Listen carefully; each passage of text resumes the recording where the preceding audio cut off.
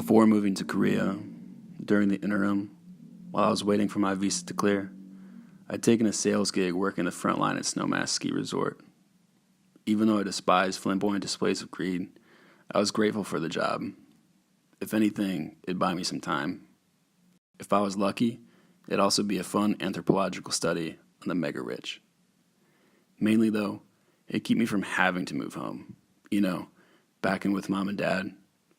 Unless that is my buddy Chris's landlord, who didn't know I'd been crashing in their attic off lease, found out. It almost did happen too, while I was taking out some trash one afternoon. A man came walking across the front lawn, catching me with my guard down. He introduced himself. I played it cool. Someone else had just signed onto the lease, a girl actually, and he'd confused the two of us. I knew he could smell my lie, but to my surprise, he just shook my hand and welcomed me. For all I know, he already knew I didn't officially live there. Maybe he'd just seen a piece of himself in me, as if it reminded him of his own youthful misadventures. I mean, fuck. I was living only 20 miles from Aspen. You can't get a storage closet for under $600 a month. But despite my flushed cheeks, shaky hands, and crooked grin, I really wasn't too worried. If I got discovered, I'd just have to move out. Oh well, that's the worst that could happen. Maybe some background if I was really unlucky, but I was adult enough. I'd be able to handle it. Where I'd go was up in the air, but my golden ticket was that job selling ski packages. It'd be the bankroll I needed to get me across the globe to Asia. That's why I was able to tolerate the bullshit while I did. There was an end goal in sight, a Valentine's Day departure from Cleveland Hopkins to Toronto, and then Seoul. I didn't have to stay at Snowmass forever, and even if my pie-in-the-sky plan to teach English in Korea fell through, I'd only be there till April. Thankfully, though, everything has worked out. But the few months I did work at Snowmass, I was afforded a first-hand glimpse into the pinnacle of super wealth. Don't get me wrong, compared to a majority of the planet, I'm just another son of a rich white family. My parents worked hard, they still do, and it afforded us a lifestyle I'm grateful for, but one I'd never be able to pay back. That being said, when we get caught up in our own grind, our scope shrinks. We start to think we inherently deserve the things we have, or grew up with, while conveniently sidestepping the role we play in the perpetuation of a financial ruling class.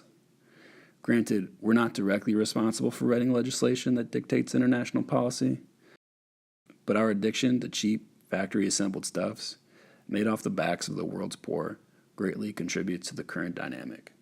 Money talks. Slavery hasn't ended, it's mutated.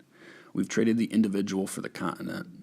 It's a sadistic practice, which we've dubbed good business, and it perverts our definition of need to fit a masturbatory mold.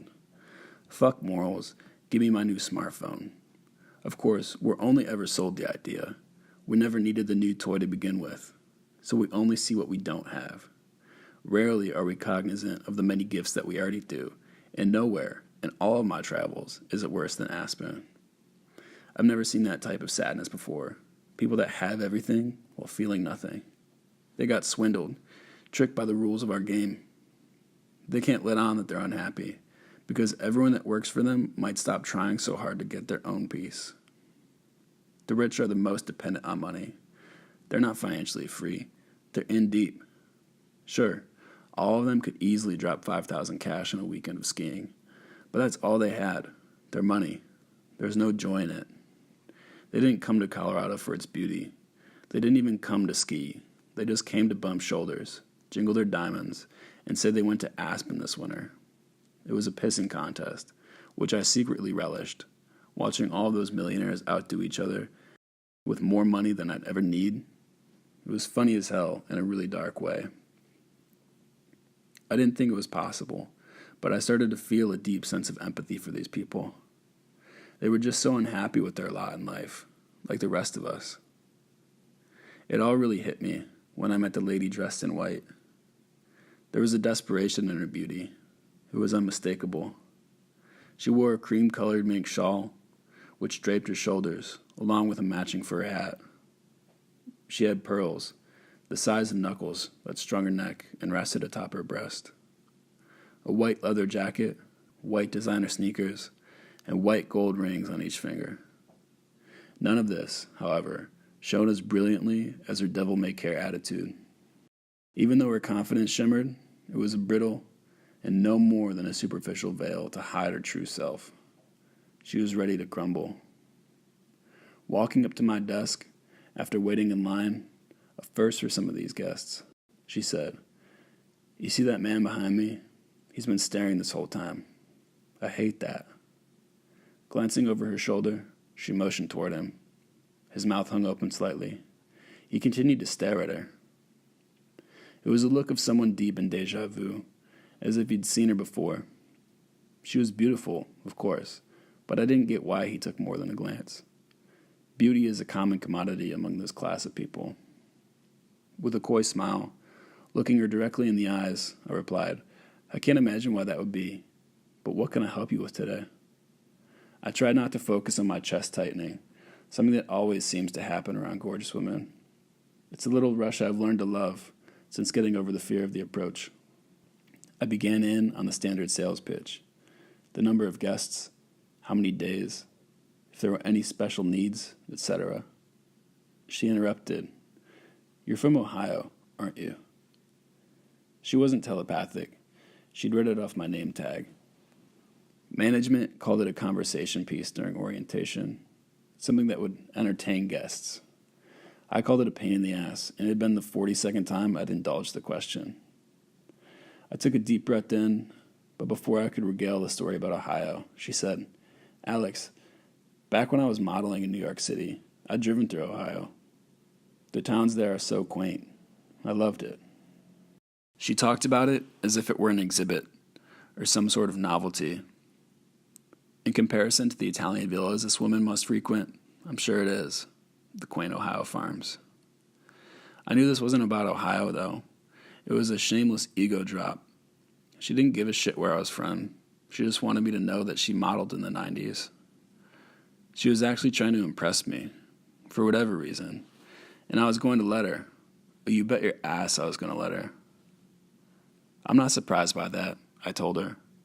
My eyes didn't come up from the computer, completing her order. I just couldn't piece together her endgame. Why was she so uncomfortable that I didn't know who she was? Or was she just hitting on me? Once again, she chimed in. "Yes, I've actually just moved back to Brazil for work. My ex has gone a little crazy, and I needed to get out, you know?" Dodging the emotional baggage, I asked, "Oh, really? What's work now?" Her face lit up, as if she'd been waiting to tell me this the whole time. For such an outwardly confident woman, I found it strange she sought my validation. She was just another rich fuck to me, but that was catnip to this lady.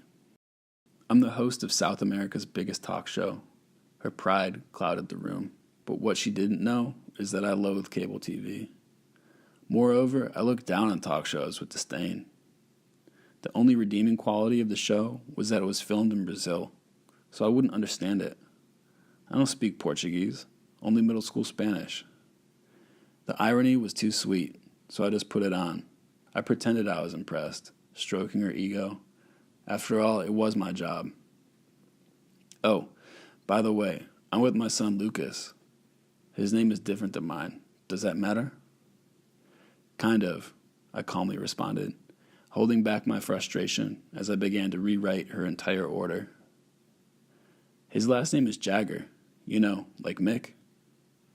She knew she had me with that. I was finally impressed. The sad part about it was that I was only impressed by the guy that knocked her up.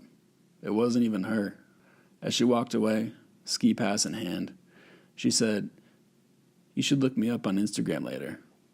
Yes, I did look her up, right when she walked out the door. She wasn't lying.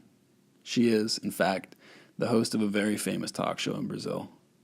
One that I haven't seen and still don't plan on seeing. But she is Mick Jagger's baby mama. And if you believe in the 7 degrees of separation, like I do, you'd be happy to know that you're now 3 degrees separated from the Stones. And had I walked down a grocery aisle, I would have seen that she's also the cover for one of GQ's most recent editions. Behind all the glitz, behind all the accessories and attention-seeking, was a scared little girl that wanted to be seen. Someone that couldn't be seen. Someone that was afraid of who she was, because who she really was had been trapped behind her image, her ego. For some of the people I met, like Luciana, the only place to go is deeper into that maddening life. But I was out. Nothing she said was a lie, but I still can't help but think how exhausting of a life. Maintaining an image like that? For what? To impress clerks at a ski resort?